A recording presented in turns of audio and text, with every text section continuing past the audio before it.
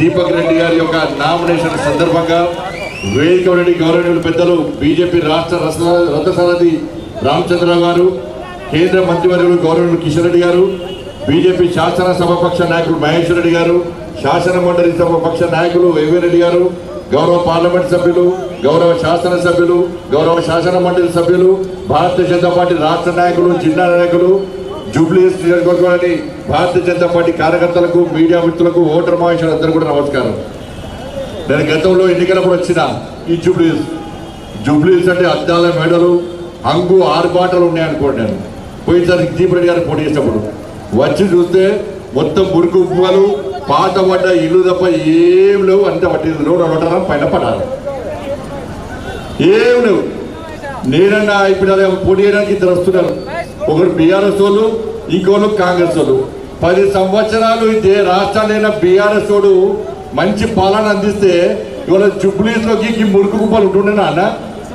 ఇలా కారకులు ఎవరు? బీఆర్ఎస్ వాళ్ళు. ఇక మేము 2 సంవత్సరాలు 100 రోజులనే జూబ్లీహిల్స్ అద్దలకి పెరిపిస్తామన్నారు కాంగ్రెస్ వాళ్ళు. ఏమైనా ఇచ్చిరా అన్న? నేను అందుకే జూబ్లీహిల్స్ వాళ్ళు వేడుకుంటున్నా అన్న. పోయినసారి బీఆర్ఎస్ మీద కోపంతో కాంగ్రెస్ పార్టీకి వేసారు. ఏమిందే వాళ్ళు చిప్ప కూడా చూసుకున్నారు. ఇప్పుడు మళ్ళా మీరు కాంగ్రెస్ వాళ్ళ మీద కోపంతో బీఆర్ఎస్ వేసింది అనుకో, మీ కొంప కొల్లేదవుతుంది. ఎందుకంటే వాళ్ళు ఇద్దరు గెలిస్తే ఇన్ని రోజులు చేసింది ఏంది అంటే, ఇక్కడ పెద్ద పెద్ద బిల్డింగ్లకు పర్మిషన్లు ఇచ్చుడు, వాళ్ళ దగ్గర కమిషన్లు తప్పుడు, కాస్ట్లీ ల్యాండ్ కబ్జా చేసుడు తప్ప వాళ్ళు చేసింది ఏం లేదు. సైకిల్ మీద తిరిగే స్తోమత లేనోడు, సైకిల్ కూడా లేనోడు బీఆర్ఎస్ వాడు ఇవాళ కార్లు కొనుక్కొని మెడల కిలోల బంగారాలు వేసుకొని ఇలా రోడ్ల మీద తిరుగుతున్నాడు. మొన్నటిదాకా ముడత చెట్టుకొచ్చుకొని మూలకొన్న కాంగ్రెస్ వాళ్ళు ఇలా కార్లు తిరిగి కబ్జాలు చేసి మనం దోసుకోవడానికి సిద్ధమయ్యారు. కాబట్టి మళ్ళీ కోరుతున్నాను, వాళ్ళిద్దరు కలిసి తెలంగాణ రాష్ట్రాన్ని వాళ్ళు ఏ విధంగా దోచుకున్నారో వీళ్ళు అదే విధంగా దోచుకోవడానికి సిద్ధమయ్యారు. మేము మా కిషన్ రెడ్డి గారి నాయకత్వంలో అభివృద్ధి పేరుతో మేము వస్తున్నాం. ఇలా వాళ్ళిద్దరు మతం పేరుతోని మిమ్మల్ని మోసం చేయడానికి వస్తున్న విషయాన్ని ఒక్కసారి జూబ్లీహిల్స్ నియోజకవర్గంలోని ఓటర్ మహాశయులందరూ గుర్తియాలి. ఇలా వాళ్ళందరూ బీఆర్ఎస్ పార్టీ 10 సంవత్సరాలు 3000 ఇస్తానని ఆడోళ్లకు, ఎక్కడైనా 3000కు ఆడోళ్లకు పెన్షన్ ఇచ్చిందా ఒక్కసారి చెప్పండి. ఇలా కమ్యూనిటీ భవనాలు కట్టిస్తున్నారు, అవి లేవు. ఉద్యోగాలు ఇస్తున్నారు, అవి లేవు. మొత్తం రోడ్లు వేస్తున్నారు, అవి ఇలా బీఆర్ఎస్ పార్టీలు. ఇలా కాంగ్రెస్ పార్టీ వాళ్ళు 2500 రూపాయలు పెన్షన్ ఇస్తున్నారు, తులం బంగారం ఇస్తున్నారు, స్కూటీలు కొనిస్తున్నారు, వాళ్ళు అవ్వియలే. ఇవాళ ఈ 2 పార్టీలు మోసం చేస్తాయి. కాబట్టి ఇవాళ నరేంద్ర మోడీ గారి ప్రభుత్వం మీరు ఇక్కడ కిషన్ రెడ్డి గారికి గెలిపించిన తర్వాత ఈ భాగ్యనగరానికి 1000 కోట్ల రూపాయల నిధులు తీసుకొస్తున్న విషయాన్ని ఇలా భాగ్యనగర్ సమాజం, జూబ్లీహిల్స్ నియోజకవర్గం ప్రజలు ఆలోచించాలి. ఇవాళ మళ్ళీ గెలిపించండి. కిషన్ రెడ్డి గారి నాయకత్వంలో ఇవాళ దీపక్ రెడ్డి గారిని గెలిపిస్తే ఇలా హైదరాబాద్కి వచ్చే నిధులను ఇవాళ జూబ్లీహిల్స్ కు తరలించి ఈ జూబ్లీహిల్స్ ను అందంగా తీర్చిదిద్దే బాధ్యతను మా కిషన్ రెడ్డి గారు తీసుకుంటారన్న విషయాన్ని ఒక్కసారి ఆలోచించండి. ఎందుకంటే నిన్న మీరు చూసారు, వీళ్ళు ఏం చెప్తే వాళ్ళు చేస్తారు. బీఆర్ఎస్ వాళ్ళు ఏం చెప్తే కాంగ్రెస్ వాళ్ళు చేస్తారు.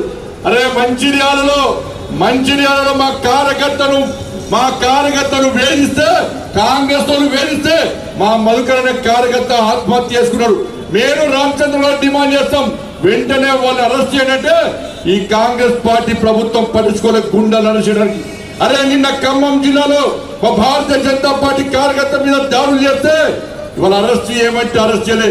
కానీ నిన్న పొద్దున హరీష్ రావు గారు వచ్చి ఇలా నిజామాబాద్ లో కానిస్టేబుల్ చంపారు, వాడిని పట్టుకోనంటేనే ఇలా రేవంత్ రెడ్డి సర్కార్ మన ఎన్కౌంటర్ చేసింది. హరీష్ రావు చెప్తే ఎన్కౌంటర్ చేస్తారు, కానీ మా కార్యకర్తల మీద దాడులు చేస్తే అరెస్టులు చేయమంటే కాంగ్రెస్ పార్టీ. వీళ్ళిద్దరు ఒకటే కాళేశ్వరం పేరు మీద డ్రామాలు ఆడుతున్నారు. ఇలా రేవంత్ రెడ్డి అంటున్నాడు కాళేశ్వరం మీద సిబిఐ ఎంక్వైరీ అన్న. కాళేశ్వరం మీద సిబిఐ ఎంక్వైరీ అంటున్నారు కాంగ్రెస్ వాళ్ళు. మేడిగడ్డ అన్నారం సుందిల్ల పేరు చెప్తుంది తప్ప కాళేశ్వరం అనే పేరు తీయకుండా ఇలా బీఆర్ఎస్ పార్టీని కాపాడే ప్రయత్నం చేస్తున్నారు. కాళేశ్వరం నుంచి మేము మిమ్మల్ని కాపాడుతాం, మూసితో దోచుకుంటే మేమేమంటాం.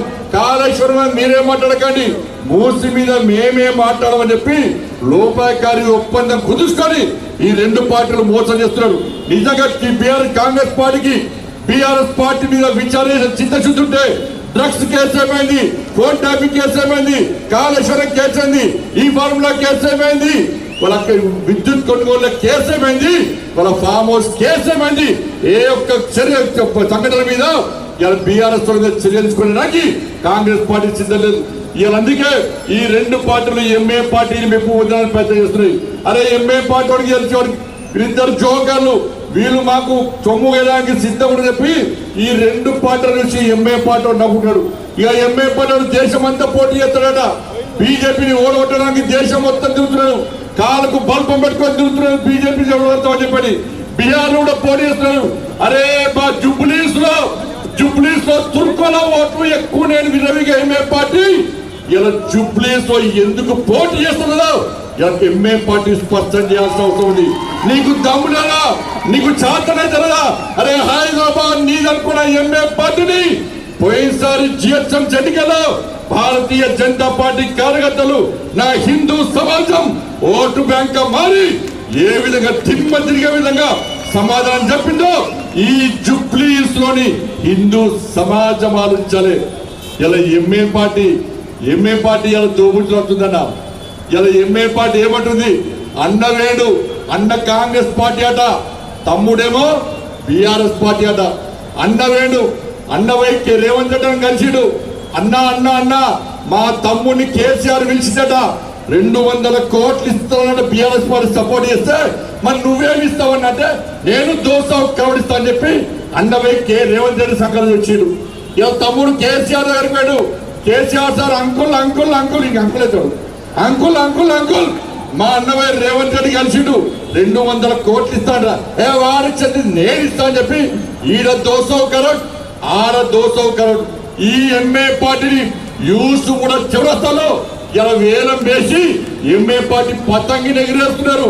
ఎంఏ పార్టీ పతంగిని ఎగిరేస్తే దారం ఒక్కటే ఉంటది, కానీ ఎంఏ పార్టీ ఒక దారం రేవంత్ రెడ్డికి ఇచ్చాడు, ఇంకో దారం కేసీఆర్కి ఇచ్చాడు, గుజ్జేది గుర్తున్నారు. అలా బీఆర్ఎస్ పార్టీ చేసి బీజేపీ చేసింది ఆ గతానికి పక్కా తెగొట్టాం. ఈ జూబ్లీస్ లో బీఆర్ఎస్ పార్టీ కాంగ్రెస్ పార్టీ సంఘటనతో చూడడానికి ఇలా భారతీయ జనతా పార్టీ కార్యకర్తలు సిద్ధంగా ఉండాలని చెప్పి అందుకే హైడ్రా తీసుకొచ్చింది. ఇలా బీఆర్ఎస్ కూడా చేసాడు 10 సంవత్సరాల్లో అలా సల్కాం చెరువులో ఎంఏ పార్టీ కాలేలు కట్టుకుంటే ఇలా కబ్జాలు చేసి కాలేలు కట్టుకుంటే వ్యాపారం చేస్తే వాటితో పార్ట్నర్షిప్ పెంచుకొని బీఆర్ఎస్ పార్టీలు పొట్టు పైసలు చంపారు. ఇవాళ కాంగ్రెస్ పార్టీలు కూడా ఇలా పెద్దమ్మ గుడిని మర్చిపోకుండా బీజేపీని గెలిపేది, పెద్దమ్మ గుడి నిర్మాణం ఎట్లా జరగదో మేము చూస్తాం. అదే కాంగ్రెస్ పార్టీని గెలిపిస్తే ఆ పెద్దమ్మ గుడికి సంబంధించిన 11 ఎకరాలు ఎంఏ పార్టీకి రాసేయడానికి ముందస్తు అగ్రిమెంట్ జరిగిందన్న విషయాన్ని జూబ్లీస్ నియోజకవర్గం గుర్తుంచుకోవాలి. అందుకే భారతీయ జనతా పార్టీని గెలిపించండి అన్నా. జూబ్లీస్ అడ్డా ఏ బిడ్డ ఇది కిషన్ రెడ్డి అడ్డా, అవునా కదా? ఈ M A party BRS party Congress party పప్పులుడికై ఇక్కడ గెలిచేది మా లెంకల దీపక్ రెడ్డి గెలుస్తాడు. మా రామచంద్రరావు గారి నాయకత్వంలో భారతీయ జనతా పార్టీ కార్యకర్తలు కూడా కష్టపడి పనిచేయాల్సిందిగా మీ అందరికీ విజ్ఞప్తి చేస్తూ ఆలస్యంగా వచ్చిన పోలీస్ స్మృతి దివసన అమరవీరుల త్యాగాలను గుర్తించుకోవాల్సిన అవసరం ఉండదు. పోలీసులు మన కోసం త్యాగం చేశారు, ఈ సమాజాన్ని కాపాడుకోసం ప్రజలను కాపాడడానికి పోలీసులు త్యాగం చేశారు. కాబట్టి ఆ ఆత్మ బలిదానటువంటి ఆ పోలీసులు స్మరించుకోవడానికి వాళ్ళ ఢిల్లీలో కార్యక్రమం ఉంది. కాబట్టి అందుకే ఆలస్యంగా రావడం జరిగింది. పెద్ద మనసుతో అర్థం చేసుకొని క్షమించాల్సిందిగా మీ అందరికీ విజ్ఞప్తి చేస్తూ ముగిస్తున్నాను. భారత్ మాతాకి జై శ్రీరామ్.